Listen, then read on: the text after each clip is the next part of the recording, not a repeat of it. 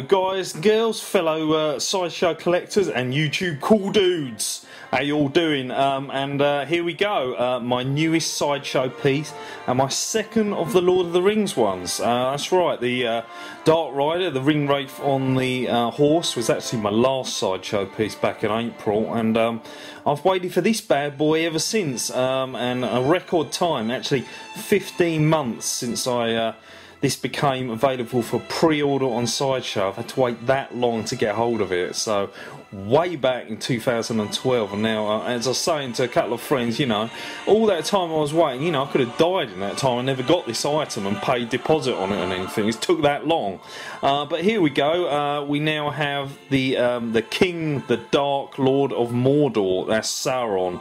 Now, funny thing about Sauron is, in the whole 3 movies, which were massive, over 3 hours, 4 hours long, so you know, a combination of almost 12-hour long film, this guy was only in it for 5 minutes, probably on screen, and then he became perished, and he was the Eye.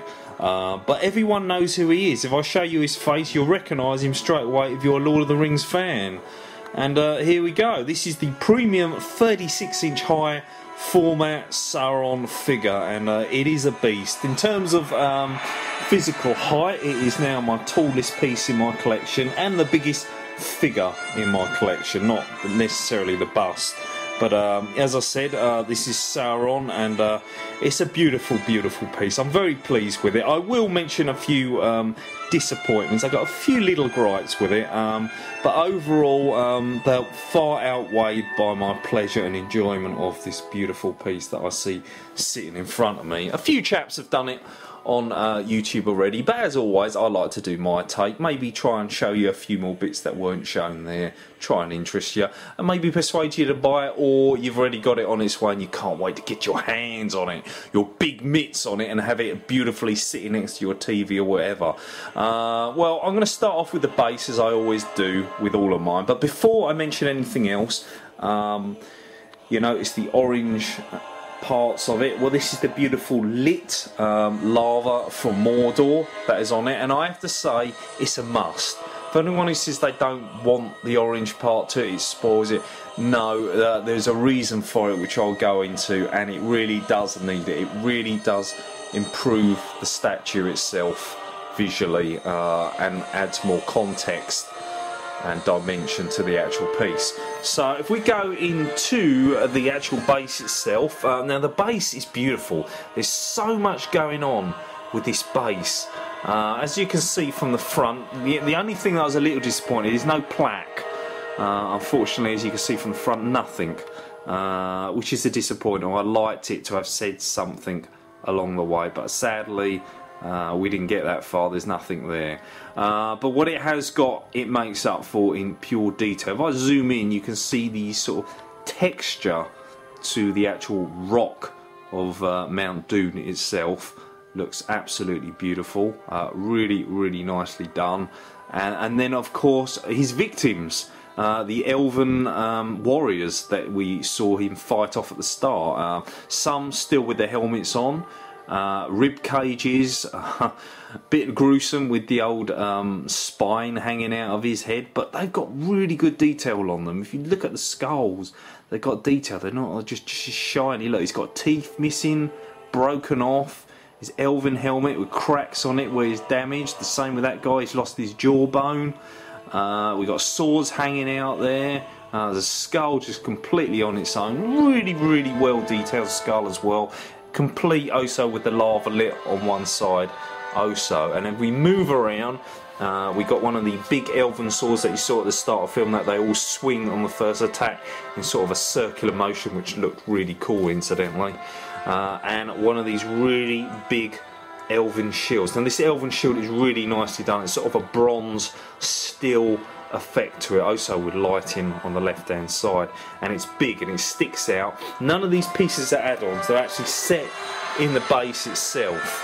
And if we move on this side, we've got another different shield which is already battered and broken, and as you can see, obviously you've got Sauron's cape going over the far end of it, more armour hidden at the back, so lots of things going on before you even get to the main piece itself. which makes it really cool. And then we've got Sauron himself, which is held up by one magnet where his foot is on that head, and one metal stalk inside there. And doesn't seem enough, but really it's stiff getting that thing inside the base. It won't come out, it really won't. So Sauron himself, beautiful obviously in his armour, which is basically what the whole of his figure is. Now firstly, before anything else, before the paint application was done, this really nice sculpt. It's a beautiful, beautiful sculpt. If we look at him there, you can see his head and so forth. Now it's a beautiful sculpt. It's done really nicely, and fortunately I haven't got my little Blu-ray to put next to you, but if we can do the older size comparison to my hand, if I put my hand there, that's my hand at full health, so you can roughly get a rough idea how big the item is. And there it actually looks like he's looking down at you, even though he's not actually in the pose. So it's beautiful. The armour is really well detailed from the actual mace itself. If I can zoom in on the mace, you can actually see there's detail going on the mace, also all the way to his hand. And then the armour has got this sort of detail that goes everywhere, going all the way along it. It is all over the armour, and it looks really, really nice. You're not missing out on that. Complete with the chainmail right at the very front and the back, and he carries a lot of spikes on him. You know, if this guy's coming at you, you'll be cut up before he even had a go at you. That's providing you're at least 10 foot tall or whatever. Also, obviously, you've got the cloth, which, if we go around to the back, very much like the Dark Rider cloth. It's the same sort of style, material. It's sort of ragged, it's got holes in it, it's dirty at the bottom, which sort of depicts that he was fighting, so that works well. And it's all sort of crumpled and well used, and that works well for me. That's really, really good. There's a view of the back of the head there, bit of item, more of the actual detail on the armour itself. Absolutely beautiful. Lots of spikes. The attachments via magnets. The head is the bit that I really love. The lower part of the head that you see here. You got the eyes underneath, and the beautiful long dip. Really nice Sauron design, and the incredibly sharp high spikes. Now this orange lit effect goes all the way from the crack, which is right down in the base there, if you can see it, and that holds between both legs. There you go. And it looks really nice. It's really nicely lit, because it's in certain sections where the light would throw off of it. So I gather when they've done this, they put a little torch at the bottom and showed, right, that's where the light will be on this item, and it won't be in other areas. And that's exactly what they've done. So in certain areas it's just a tiny bit, certain areas even in the mace you can see it underneath. It's really, really well detailed.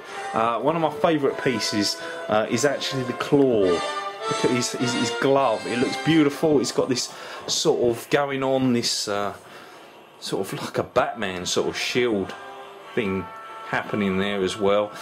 One little disappointment of this, I would have really liked this to be metal, but you can tell it's polished stone, and it isn't very well done, is the ring.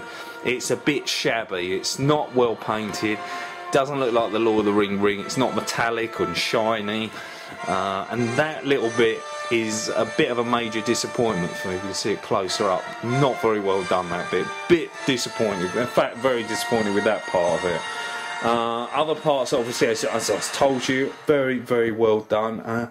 There is a little issue I've got near certain areas, say around the shoulder areas and that, where there is a trace that you can think of it more as a sort of a plastic sort of look to the metal material, as opposed to the certain areas that are lit and the bits that have got the detail of the armour on it. And the same I can also say about is the back of the head.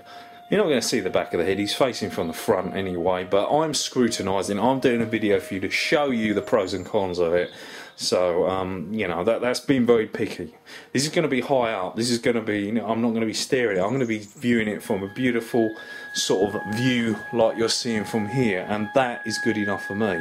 But if we're going to go close up and we're going to do a video, then obviously I'm going to show you all the ups and downs of it as well. Obviously there are little add-on pieces that came with it, the little wings on the elbows, the wings again on the kneecaps. These are all bits that needed to be added on after, including the two swords that are in the base as well, and obviously we all know the head's not going to come with it as well, with them sharp pieces. It comes in a nice box. It's over there, it's very big, and it's going to go away now and be well looked after inside the aorta box, and it just shows his head really. So nothing special. I've seen better boxes, but hey, it's just a box, so don't get too disappointed by that. It's all about the piece itself and the difference it will do. What would look good? This would look good in good low lighting with like a red light or an orange bulb against it on one side. Obviously for you, I want to show you it against the outside light, which is what I'm doing, because you can get the best detail and the best characterization of all the different colours from it that way, and you're not missing out on anything. So there we go. I think that just about does it for me. I think I've pretty much covered everything, covered every angle, mentioned everything. Very, very nice. As I said, 36 inches is a very tall piece. It's not a narrow piece either, because the mace sticks out so much, and because of the width of the base, it is quite a wide piece. So if anyone's got them like them IKEA cabinets and think this one will fit inside it, so forth, because it's quite tall and it looks narrow, it's actually not very narrow. If it was just on its own with a skinny base and the mace wasn't sticking out, yeah, it would fit in, but otherwise no, it's not going to happen. It demands its own centre point piece on its own. So what Lord of the Rings piece would you like, guys? Maybe in the future, maybe they might do another one in 2014 on show at Comic Con. For me, I'm really holding out and on the cave troll. I'd really love to see that. If that can't happen, then the Balrog, but really the cave troll from Fellowship of the Ring is the one for me. Is the one for you? What sort of pieces are you looking forward to in 2014 that have already been shown at Comic Con? The engineer, the legendary alien bust, etc. I am very interested in the Red Sonja myself, but this was obviously the one that I've been waiting for a very, very long time. Very, very happy to have it now. Very glad to have the Dark Rider and this one together, which is where they will go side by side. So there we go then. Leave your comments, tell me what you think.